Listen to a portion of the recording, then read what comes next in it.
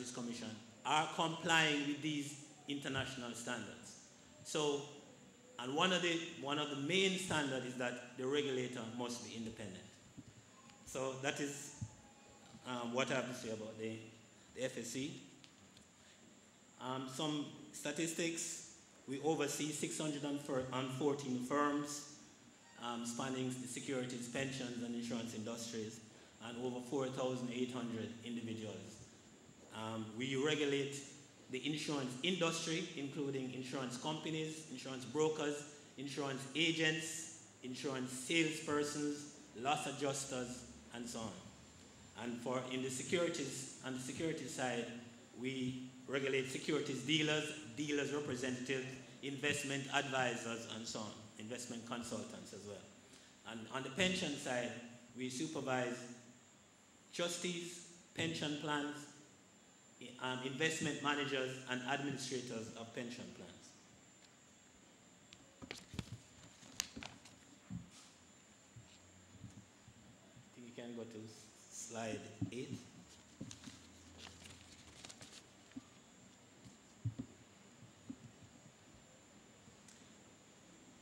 I'm going to talk about the supervision of,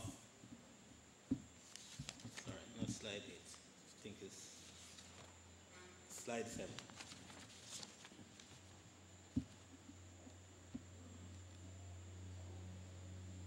Anyway, slide 7 deals with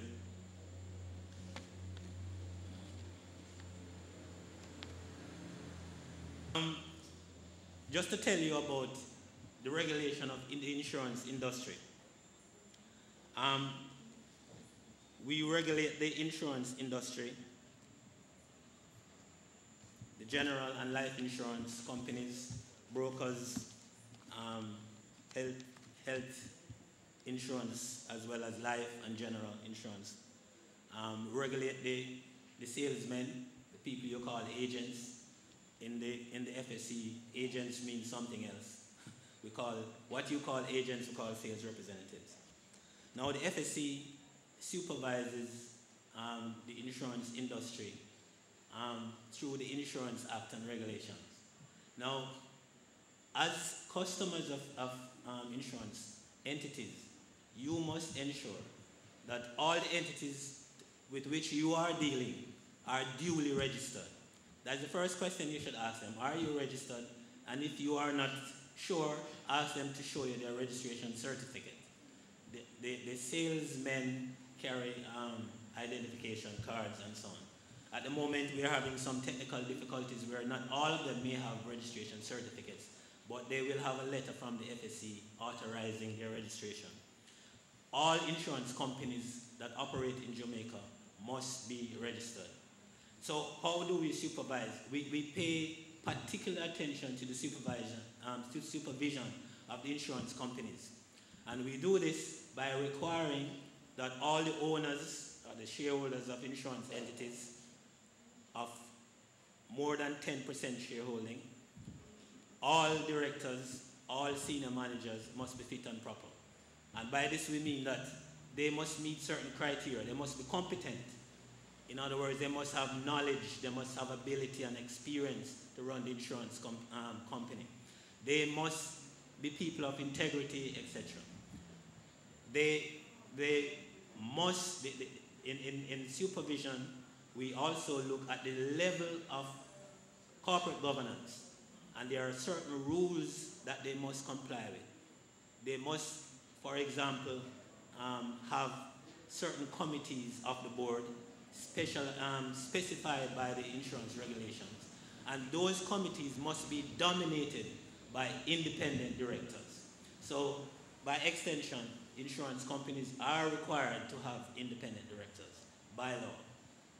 We also monitor on a prudential basis, meaning that we monitor the capital, meaning that the strength of the company, the financial strength of the companies. They must comply with the solvency standards. And these standards are set on a risk-based basis. In other words, the capital required of an insurance company is directly related to the risk that the insurance company is taking. And so by setting the standard and ensuring that the companies comply with them, the FSC is ensuring that the companies stay solvent, they are strong, and they are able to pay the benefits and the obligations that they have to the policyholders. And so basically, in a nutshell, that's how we do it. Industry is regulated on a similar basis. But in addition to prudential standards, and their prudential standards are not as rigid, because as Mr. Tolo advised you, the regulation is more on a disclosure basis. So when you enter the business of a securities dealer to place your funds with them, you must ensure that, as I said, they are licensed. That's one, that's number one. But two, they must give you the information. They must give you information that you know without a doubt what you are getting into. If you are placing funds with them and to be invested in equities, they must tell you how they invest the funds. They must give you a contract that you sign. They must explain to you that this is an investment. You are bearing part of the risk. In fact, you are bearing all of the risk. Right? This is an investment. This is not a savings account. Investments carry risk. Right? Although they are expert in the field and they will do their best to ensure that the returns are optimized, that is not guaranteed, and they should tell you that. They should tell you that past performance of a security is no indication that it will continue to perform in that way. So telling you that, look, over 10 years we did this, and so going forward we expect that, that is not something that you should buy. Because past performance, and they must explain, past performance, no indication that it will continue. Because we cannot predict the future, we can only make reasonable forecasts, right? And so you should be aware that you are making an investment. There is the probability, probably to put a bigger word, there's the likelihood that you could lose as well as you could win, right? And you should bear this in mind. Also, they must disclose, they give you disclosure of their financial strength, right? Ms. McCain mentioned the Ponzi schemes, and I don't really want to elaborate. Who you think understand? Ask the Financial Services Commission. And Ms. McCain alluded to the fact that you are the primary regulator. You must protect your own interests. And we are at a loss to understand how people could, after all the resistance, these people had no accounts. They had no financial statements. In fact, we were sent financial statements by one of them, dated the 31st of December 2008, I think. The 31st of September, sorry. Now, we didn't even look at the financial statements because we know there is no 31st of September. So the financial statement, but just invalid. The financial statement was not audited. So basically it's invalid. They are taking us for a ride. We are in serious business. It's your money. So how can you be investing in an entity that refuses to produce financial statement, refuses to obey the law of the land and get license? How can you do that? So these are some of the things that you have to bear in mind. They must make disclosure to you. And if you are not satisfied, you ask a question, they must answer it. Again, the securities industry is controlled by standards, rules, and regulations, and these standards are issued by the International Standard Setting Body. So when we ask for information, it's not because we are trying to pry into anybody's business. We must have the information because that is the only way we can supervise. If we look at the pensions industry, this is fairly new. We have the first phase of the legislation that gives us the authority to register pension plans, to license investment managers and administrators, and to register trustees. Now, trustees are very important people. They are the managers of your pension plan. They should give you an account of their stewardship of the fund. Anything you want to know about your pension plan the trustee should be able to tell you. The trustee may hire professionals to administer the fund, and several insurance companies and securities dealers even, or trust companies may administer the fund. But it is the trustee's responsibility to make sure that the administration is done properly.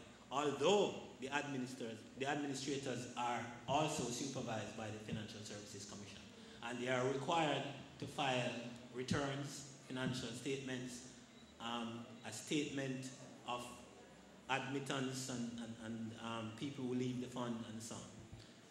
Then we also supervise the investment managers. These are people who manage the assets of the funds, and they have to give account to the trustees of how these funds are managed. The trustees have a say in how the funds are managed, and the supervision requires the investment manager to report to the Financial Services Commission and the type of investments that they are holding in the funds. Now, there are many other things that, but we don't have the time tonight. Just to tell you that the second phase of the pensions law is coming, and that will deal with issue of transferability or portability. In other words, if you're employed with one institution and you terminate and you want to move to another institution, then you can take your pension contribution with you. Your pension contribution and the contribution of your employer, you can take it with you. Right? There's a thing called locking in, meaning that after a certain period of time, the refund of your contribution. Right now, what is happening? Persons contribute to a pension plan, and after 5 years, they leave the job and they take the contribution with them. And they have to start from scratch again, because sometimes they're not eligible to get the employer's portion. So the new phase, the second phase of the legislation, will lock you in. No more refund of your contribution. And this is very important, ladies and gentlemen, because the statistics show that only 6.5% of employed Jamaicans are members of a pension plan. 17% are members of a private pension plan. 17% are on government pension. So when you add the numbers together, you see that nearly 80% of people have no pension when they retire. It's a serious matter. And I might be speaking to the converted, but I see some young faces in here. You're never too young to contribute to a pension plan. You're never too young to start your savings. You have to protect yourself, protect your money, and ensure that you are protecting your beneficiaries. Right? Just a little word on how you can protect your money. Just in summary, in insurance, if we look at life insurance, a lot of people, we don't want life insurance because you die and you don't get it. But look at life insurance as an investment for your beneficiaries, the people you left behind. Imagine you are young and 40 years old, you have no insurance, you have 4 children and a wife, and a mother and a father, and you die.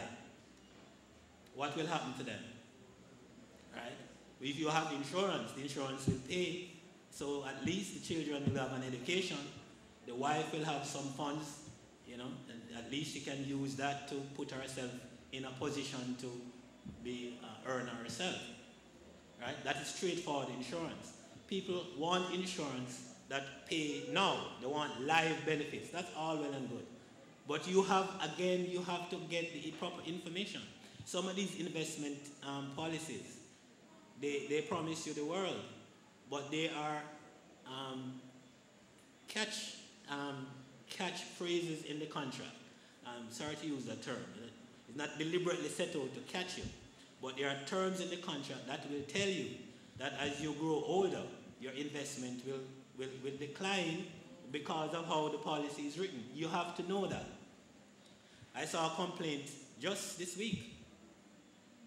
This person is about to retire, approaching age 65. The person had an investment policy. The person contributed over $1 million in premiums and investment payments. And she, quite likely with great expectation, wrote to the insurance company to tell me how much I'm going to get. The insurance company's response was $20,000. And she is complaining to us, how can this be? I've paid over $1 million, how can I be getting 20,000? But if she had read the policy contract, she would have realized that it's an investment policy. An investment, you are at risk. If the investments did not show the return over the period as anticipated, then you are making losses. Secondly, as you grow older, the cost of insurance gets higher. And the contract is saying that if there is not enough premium to pay, enough money that you pay, the amount the policyholder is paying, if that is not enough to pay the premium for the increased insurance, then it will come out of your investment. You need to know things like that. Right? I think I'm going to stop here because of the time. So thank you very much. You have been a wonderful audience.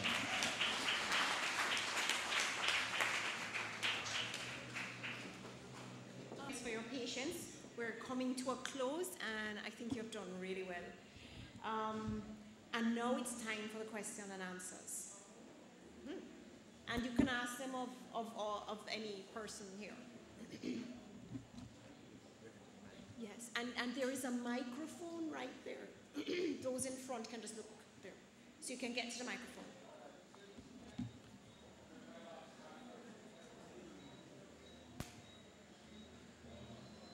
Good night. And of course, I invest my little money. But what I discover,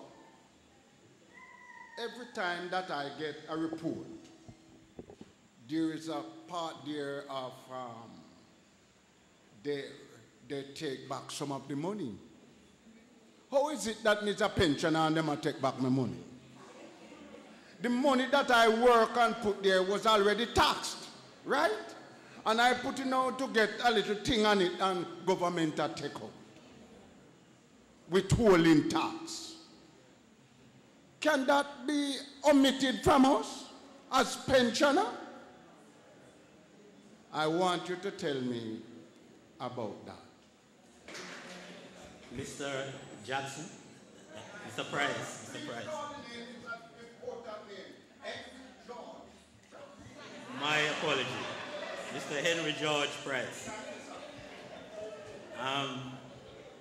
The income tax law does not exempt pension as a source of income that is subject to tax. So all earnings that qualify for taxation are taxed. However, I think you should contact the tax association, TAJ, tax administrative, what's the A for? Tax administration audit. No, it's TAJ now. I think it's Tax Administrators of Jamaica. All right, that's the name of it now. You should contact them.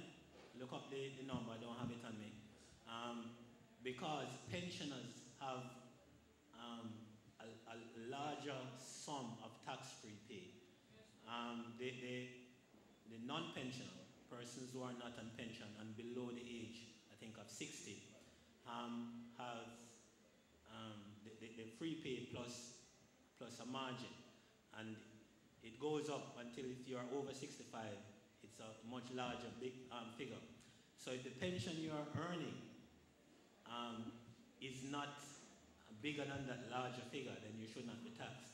Or if the correct free pay is not taken out, in other words, the correct deduction before taxation is not taken out, you'll be paying too much tax. If they take out the correct amount and you have in excess of that, then your tax should be less than what you're paying now. I'm assuming that you're not getting that allowance.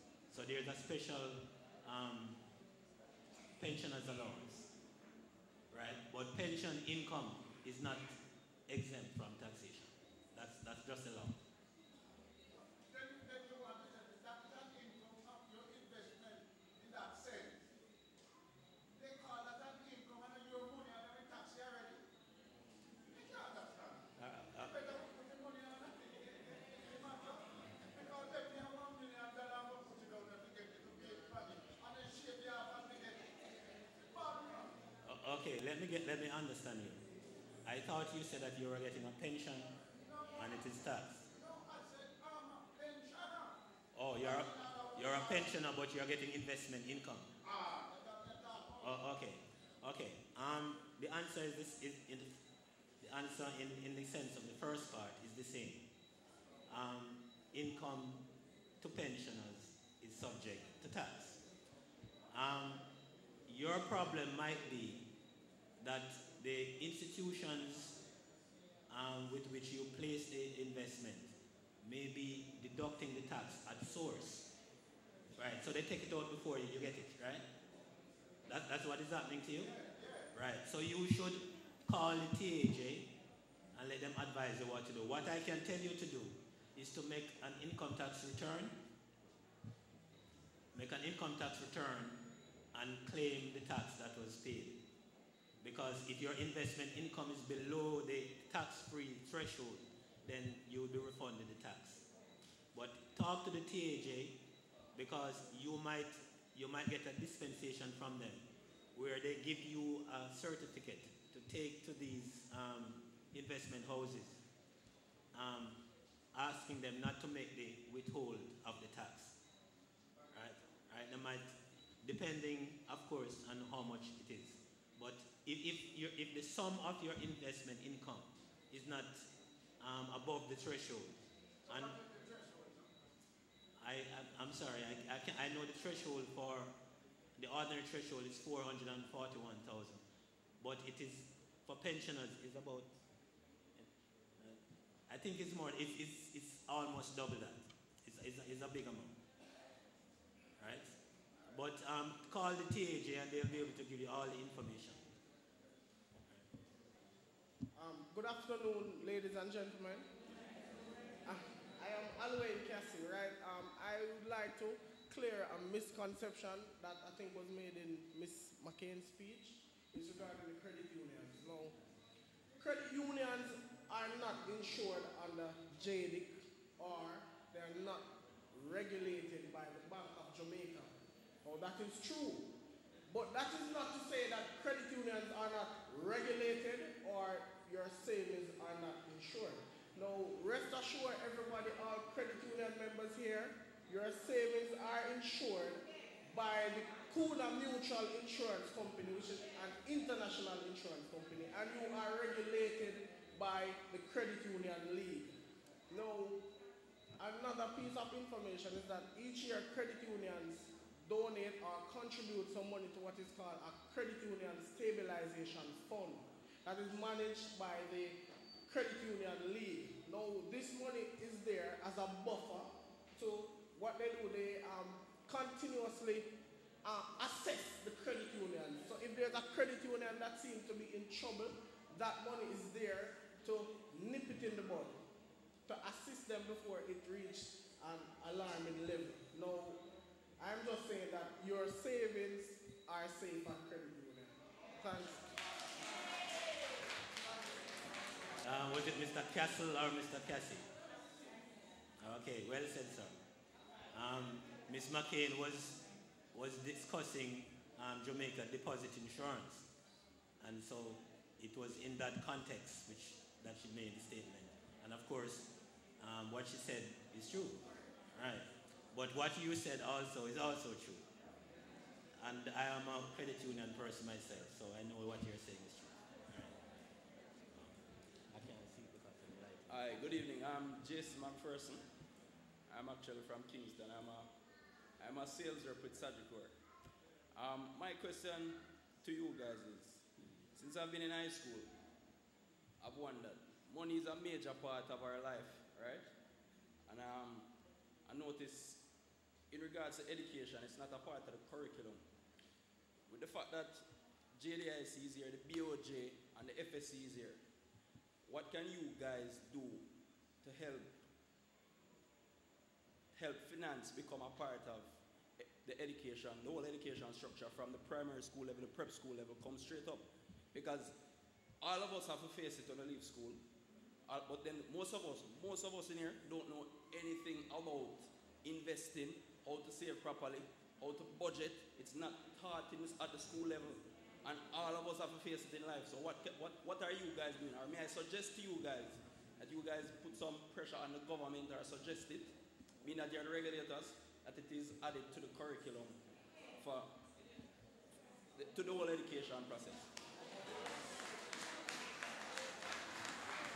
Okay, your question or your comments obviously find favor with the audience. Just to advise you that the Financial Services Commission, the JDIC, and we are seeking the input of Bank of Jamaica. We came up with the National Financial Literacy Program. That was a couple years ago. The previous government sanctioned it. They were very happy to see the program. The Prime Minister himself, or the former Prime Minister, sanctioned the program. We made a presentation to him. The program was referred to the Ministry of Education, and that is where the government changed, and that is where it's at. Of course, we don't intend to let it stay there. And the National Financial Literacy Program will address exactly what you asked. As I mentioned, the Prime Minister, then Prime Minister referred it to the Ministry of Education, because the program required that the whole financial framework, insurance, banking, investments, everything, be taught in school from primary school. Is Nadine here? Am I correct? From primary school to university. So it's a comprehensive program that will address the question you posed. We will be revisiting it, but just to tell you that we have continued the process. This is one stage of it where we have this program tonight, but we are continuing the program. I know the FSC, we are working with children in schools in a program to teach them financial matters. We have a program that is ongoing. So very good question, but something had started, and it's just a matter to continue. Yeah.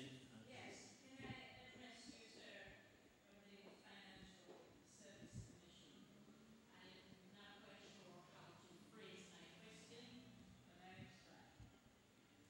You say you regulate and you supervise and monitor some of the services, or the services that are registered with you. What, in the case of a service or an investment company that goes default on its members' investment, how do you treat that one? Run off with the people money? Oh, no. They commit a fraud. Well, we have a case right now that we're dealing with.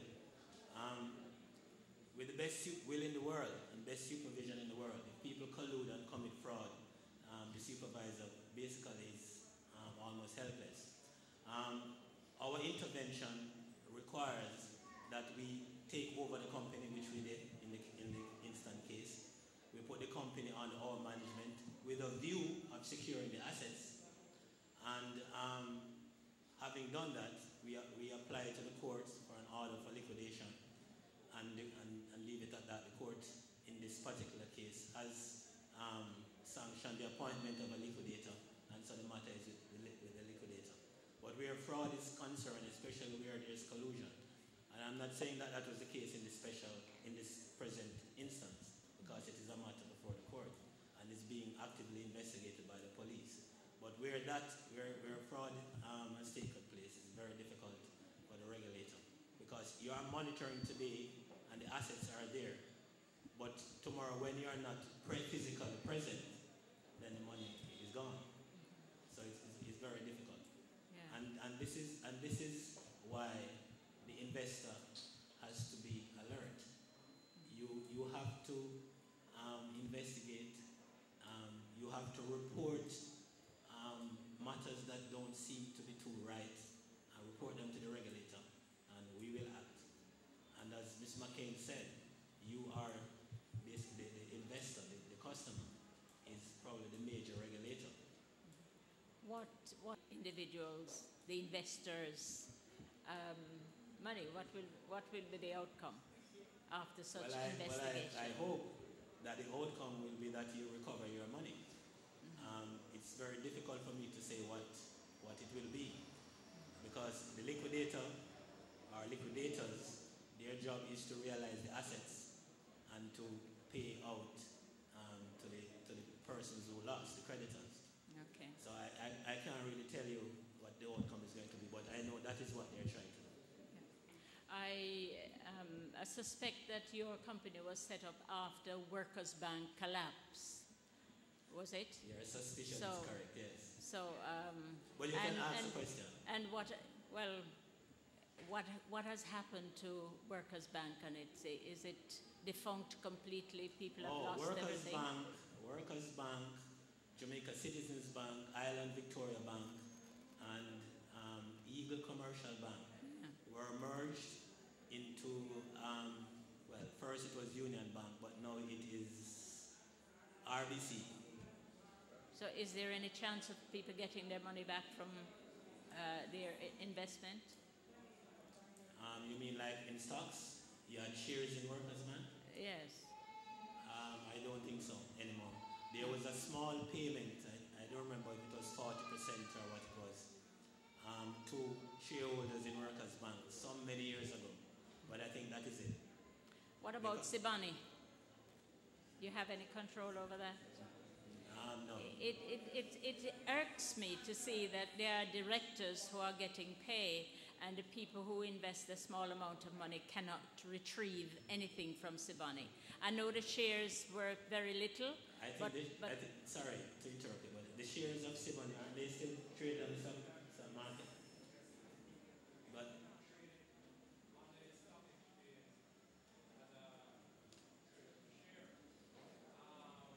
you want to come here? Company is a listed company on the stock exchange, and it is currently being traded on the stock exchange. So there is also an avenue for you to trade those shares if you can find the counterparty who will buy those shares.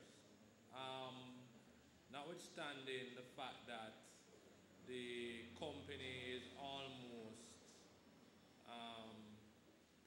at the stage of liquidation, not going as a going concern anymore, but the opportunity is still there for you to trade your shares if you can find that counterparty until the liquidation process is completed. I just want to say I returned to Jamaica some 21 years ago as a patriotic Jamaican, feeling that if I invested my money in the companies that were asking us to invest, I would be helping my Jamaican people, I would be helping myself, and I would get my return. And I have been so disappointed. It's shameful, really shameful, really shameful. Thank you.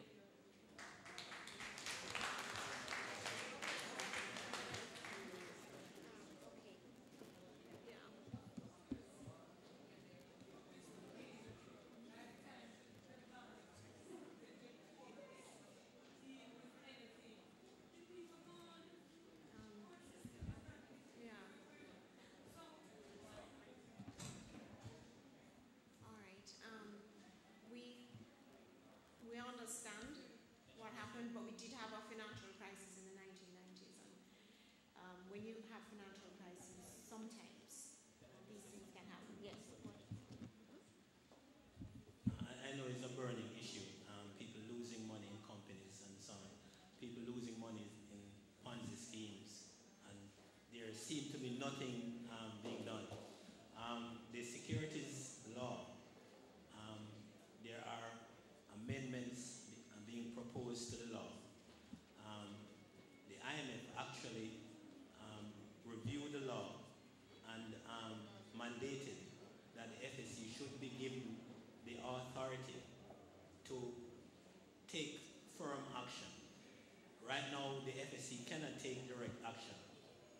enforcement process is that wherever there is a breach, the FSC reports the matter. You can stop the entity, cease and desist. The FSC has to collect information and send that to the Director of Public Prosecution. And the Director of Public Prosecution will take it from there. The FSC has no other, we can't do anything else. That's the end of our role. It is proposed that the law be amended to give us power similar to like the SEC, where you can prosecute people, and right now when we issue cease and desist orders, they can be contested in the court. We issue cease and desist order to Olent and the other one, a number of them, and they contested them in the court. Worldwide. And so during the period of the greatest, the heights of Olent, they had the appeal in the courts. It took almost a year for the first appeal to be heard. They lost that, and then they appealed to the appeal court. It took 21 months after the hearing, after it took a number of months for the hearing. It took 20 months for the appeal court to hand down its judgment. By the time damage was done. So the thing is that to prevent this passage of time between the taking of action by the FSC and the resolution, the FSC should be given the power to take action, and that is it. Nobody can intervene and overturn it and so on. Take action, get them arrested, take them to the court right away. All I have to say, everybody here, we have to cover our backs, because based on what I see, even though these bodies are in, if trouble takes us, we are getting minimum help. The courts don't work. You're basically on your own. If you're buying a piece of land, people, you make sure you go and check out for yourself the real estate law, because that lawyer for that developer is protecting the developer, and the developer is not supposed to be taking more than 10 to 15% of your money as a deposit, right? And the lawyers don't tell you that, and then your money get banked up into these developments and what. And when you look, they go bankrupt and you're stuck. So I am saying to every member in here tonight, you educate yourself. Read up, go on the internet, go to the library, listen to call-in programs, do whatever you can to educate yourself about these policies and systems that we have to do business in. It is a tough world. We work hard for our monies, and we can't lose it like that.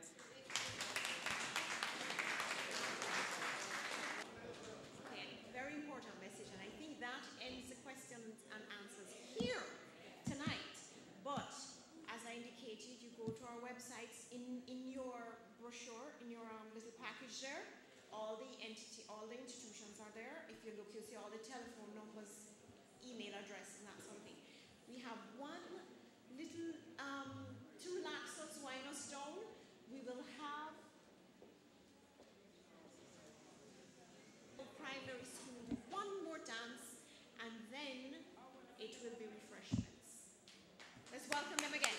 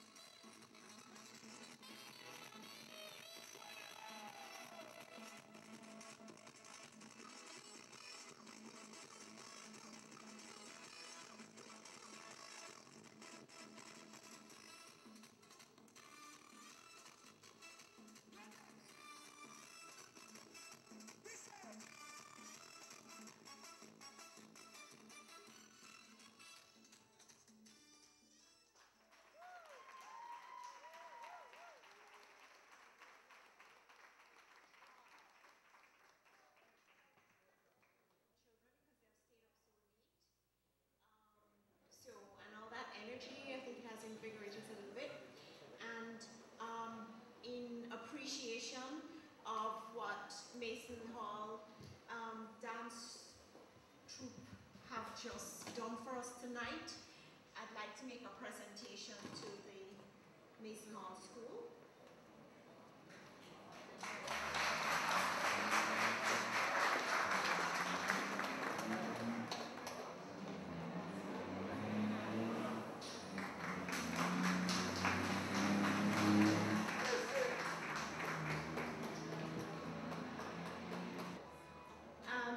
No closing remarks is over, and everybody was wonderful.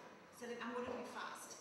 I'd like to thank the St. Mary Parish Council, Mrs. Kadian Chambers, Mrs. Doreen Hartley of the Parish Development Committee Liaison Officer, who assisted us all the way, including helping to promote the event for us, and it was well promoted. Mr. Clive MacDonald, who provided the plans, Mr. Leon Reed, the caterer, Reverend Vanel Alexander, the public address system, it has done very well. Mr. Paul Sharp, the videographer and photographer. Mrs. Henry, the events rental, gave us the chairs. The St. Mary Police, and all others who contributed to this forum. Thank you all very much, and we will be back to St. Mary. And refreshments are on this side. Oh, sorry, they're that side. So please partake of the refreshments because it's for